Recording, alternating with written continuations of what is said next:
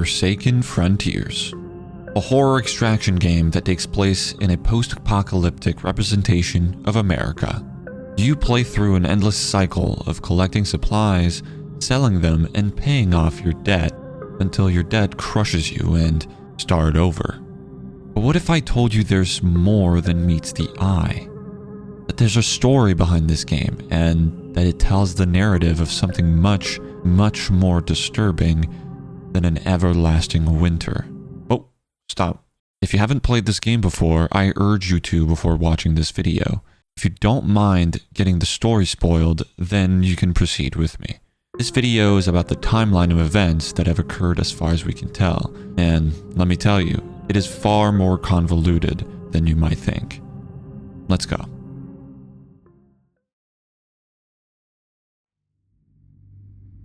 The first event that we can all agree happens is 1988. It's even written on the Steam store page. When an otherworldly storm descended in 1988, it brought something worse than cold. As civilization crumbled, the Entity Containment Division became humanity's final hope. So, we have our first main event, which marks the beginning of this world's story. Temperatures drop and kill most humans, leaving few of them to take refuge in the metro systems, which for our playable character is in Chicago, Illinois, as indicated on the map selection screen. The next thing we can assume right off the bat is the year we are currently in, 1992. We can quickly figure this out via our data deck's date. So the game's ongoing events are all in 1992, 4 years after the start of the winter. That's quite a jump in time, considering our character had to survive 4 years underground, assuming the depths kept coming, and everything else that comes with that. And finally, the most well-hidden of the 3 main events, 1997. In the game studio's official Discord, they had released a teaser for their new update, a video featuring a monster outside that we can assume is in the Cheyenne Mountain complex in 1997. There, we can also find our first named character, Private James Cooper, who we can assume is completely gone due to his state being, well, not so good. Now that we've established our baseline, we can get into the nitty-gritty. 3 main events, all of them years apart. It unfortunately leaves us with many gaps to fill, but with the game's new v1400 update, the developers have added many hints as to what and when everything happens.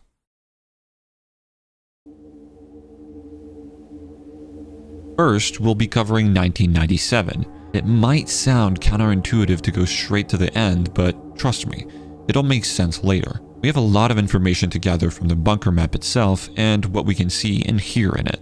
First, if we read over the Cheyenne Mountain section of the v1400 patch notes, we can learn that it was a symbol of hope amidst the chaos, a fortified base where the ECD's best and brightest were working tirelessly to turn the tide. Tide of what? Clearly, a battle of some sort was ongoing, and this complex was where research or preparation was being made to try and win this battle. But still, as the days turned to weeks, a flicker of doubt began to grow. What was happening behind those reinforced doors? Why hadn't we heard more? So the complex was being very secretive about their projects, and they didn't want anyone to find out what they were doing. As we delve deeper in the complex, we find a new entity called the ECD Forsaken, which are labeled to operate compromised ECD communication devices. It's then ordered all unauthorized transmissions are to be disregarded. Do not attempt to decipher or respond. This immediately jumps out at us when we encounter the ECD Forsaken entity, as we can clearly hear their walkie-talkie trying to spit out transmissions, but mostly failing. If we listen closely though, some of the transmissions have an audible voice in them, and they reveal what happened to the complex in 1997.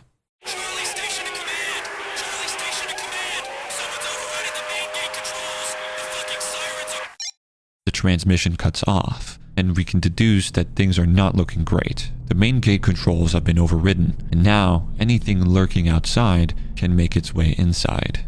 As we hear another transmission, the story becomes clearer.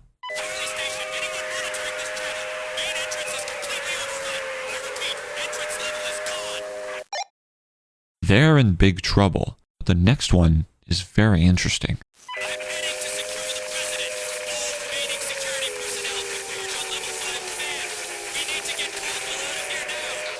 If you're not following, they're talking about the ECD's president, which is our second named character in this story. They're trying to secure him and get him out of the complex as it's getting overrun very quickly. The following few transmissions are chilling, to say the least.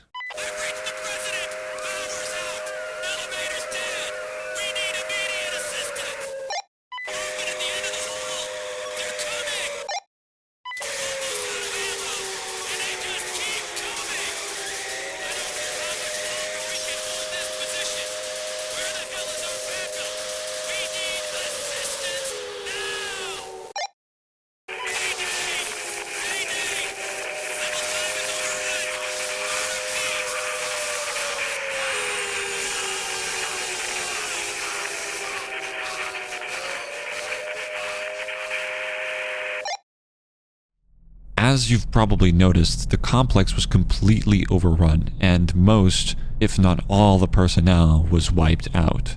There are a few details we'll be focusing on though, as these transmissions hide a lot of context to what happened to the complex. As we walk through the complex itself and get attacked by the ECD Forsaken, you'll notice that they are unmistakably infected ECD ground forces, which means that the whole complex has probably been infected with the Forsaken virus. This is reinforced by the vaccine aboard your train, as you can get bitten by these entities, which will render you infected. A quick dose of the vaccine will get you clear of that looming fear of death. We can then deduce that the virus is what created this state of panic. But two big questions remain. Who or what overrode the door controls, and how were there so many Forsaken entities outside that they were overrun so quickly? One of those is answered when you switch to the escape game mode. In this game mode, the map generates only one elevator, which you need to find to escape and win the mode. The answer lies in the ending to that game mode, where you get to see what happens when you finally escape. You take the elevator and arrive somewhere unfamiliar. A small tunnel that bears striking resemblance to the inside layout of the Cheyenne Mountain bunker. You notice a door with a valve to its right. The valve is labeled Door Control, and above that label is handwriting. Breaking the seal will kill all below. As you turn the valve and the door starts to open, sirens are heard. The outside world visible just out of reach. As your vision fades to black, ending the game mode. If you thought any part of that was very familiar to the transmissions from Cheyenne Mountain, then you would be right. You overrode the main door controls, dooming everyone inside the complex. You are the culprit, and it means that you escaped from the complex itself. After the loss of the bunker, an EAS message is transmitted to all ECD personnel. This has a small chance to play in the train, in place of the usual director speeches you are used to hearing. This is not a test. This is an automated emergency alert from the Entity Containment Division Emergency Broadcast System. A Category Red containment breach has occurred at the Cheyenne Mountain Complex. The Entity Containment Division Command Center has been compromised. All ECD personnel are advised. Do not attempt to establish contact with Cheyenne Mountain. Do not approach the facility. All standing orders are suspended. All command authority is revoked. Extreme weather warning remains in effect. Surface temperatures continue to decrease beyond survivable levels. All surface movement is prohibited. Seek immediate underground shelter. This message will now repeat. They are announcing their demise. Cheyenne Mountain was their command center, and they just lost complete control over it. The ECD is crumbling. To give a brief recap of the events of 1997, as you escape the bunker, you override the main gate controls, which lets an army of Forsaken into the complex. The entities kill or infect everyone inside, including the ECD president, Mr. Caldwell. After a devastating loss, the ECD is in shambles, suspending all their command authority and orders to their existing personnel, effectively disbanding the ECD as we know it.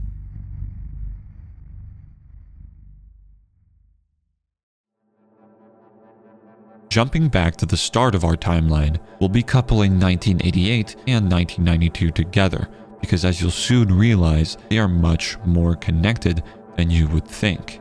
What we know so far is that in 1988 there was an unstoppable calamity, the winter as I'm going to call it. It drew everyone to take refuge in the metro systems, and later on work for the ECD as the workforce that we know so well. 1992 is a bit more clear though. By that time, we are well acquainted with how the workforce works, following orders, getting supplies for the ECD, paying our debt, and repeating the cycle. But something feels off. If the locations you're going to are accurate, how are you traveling so fast across the country? Why are the locations so endless and liminal? And most importantly, how do you come back when you die? This whole narrative is flipped on its head when you discover this game's current biggest secret. When on the main menu, if you do nothing and wait for 88 seconds or more, something appears under the Discord link, Memory Access. When clicked on, it prompts you to enter something with the title Redacted. The first guess would have been the code at the bottom of the patch notes, ECD command verification 55329-B, but entering this code yields nothing. The next thought is a year or date, but the only relevant date we have is 12/07/1997, and entering that also yields nothing. Trying the other 2 years we know of, one of them seems to work. As you type in 1988 in the space,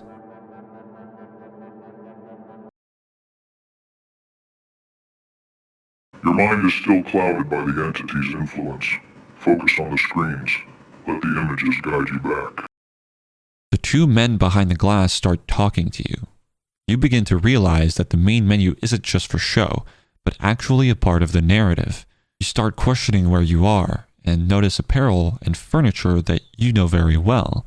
The Pentagon. If you've ever failed to meet your debt, you might know that you are given a second chance by getting sent automatically to the Pentagon upon pulling the lever. This map has a lot of things, including those monitors, the glass, and those doors. You are being held in the Pentagon, and as the men speak to you, it is clear you are not here of your own will. These restraints. This isn't what we wanted. The men talk as if they are trying to trigger memories to surface, intentionally recounting events or things you've seen. Focus on the screens. Let the images guide you back. You remember the train, don't you? The endless winter outside. Your fellow workforce. Don't fight it. Let it come. Let it all come back. Focus on the cold, the endless tunnels, the announcements that never stopped. Focus on the radio. The way it filled the silence. The way it made you feel safe. These phrases continue as they try to make you remember things you've seen yourself in-game. Soon, you realize that in between those phrases, they are indeed recounting what happened, except there's a little more detail to it than what you thought. Some things are also different. Remember the first thing they said? Your mind is still clouded by the entity's influence. The entity? Unfortunately, we never get details about who or what it is, but we do get details on what it can do. I know it hurts, remembering what it made you forget. Somewhere in that fractured mind of yours, in those manipulated memories, there's something we need. Not only is the entity capable of blocking or manipulating your memories, it has also done so with memories that are said to be crucial. The men are trying to make you remember what the entity has made you forget. Okay, let's back up a bit and answer a few minor questions. 1992, the 1992 that we play in this game, is actually our memories being played back to us. That explains why the locations are so liminal, so unexplainable, why the elevator doesn't go up or down, why you never die. You are in a memory, your subconscious, trying to retrieve something that you don't even know exists. The supply runs, always another supply run.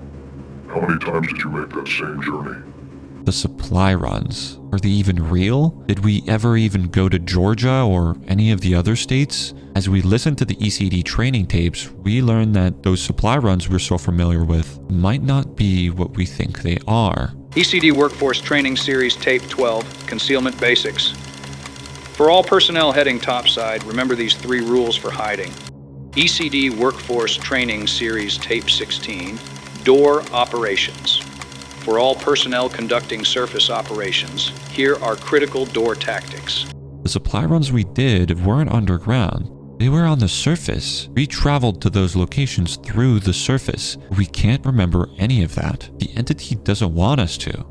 As the men recount more things to us, 1992 is mentioned, but it shakes up the reality of what we know or what we thought we knew. Your memories of 1992, they're too clean, too orderly. Where's the panic? Where's the screaming? You remember the evacuation as calm, organized. But what about the truth?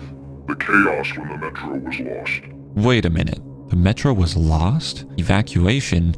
I thought the evacuation took place in 1988 to cram everyone into the metro. Something definitely happened in 1992. We had to evacuate the metro for some unknown reason, presumably because of an attack by the entity or the cold. Then, we learned the harsh reality of our situation in 1992. The workforce wasn't assigned. They were abandoned, left behind when the ECD pulled back to Cheyenne. How did that detail slip away? Your mind wants to remember order, structure, but what about the collapse? The day the metro was sealed off from the world? The ECD left us. Something caused the ECD to leave us for dead. While they ran away to Cheyenne Mountain, metro became uninhabitable and you were forced to leave. They continue telling you the story, but this time they go backwards to 1988. Let's go back to the summer of 1988.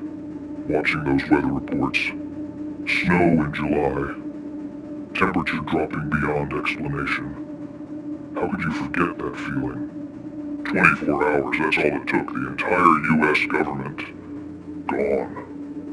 Restructured. The birth of the ECD, the death of everything else. We now understand how the ECD came to be. They weren't founded after everything went down. They replaced the US government. Only 24 hours after the temperature started to fall at that. They continue by explaining that the entity was approaching. They knew what it was, what it would do. But they sealed those bunker doors anyway. Left you to your fate. so the entity is what they feared most, not the cold. Don't get me wrong, the cold is definitely a problem considering it is way below survivable temperatures, but the entity was seemingly much more of a threat. The time loop wasn't an accident. It wasn't a rescue plan. It was a sacrifice. Your sacrifice. All of you. You were trapped in the entity's loop, yes. The entity's time loop? So the memories you're seeing are actually looping, which is why we always replay the same scenario. It makes sense. We're looping the same time frame to find what we're looking for, to unlock those memories that were tampered with. Go back into the memories. Back to 1992. Help us reclaim what was lost. Now, look into the monitors. Let them pull you in. Back to the everlasting winter. Back to the endless train ride.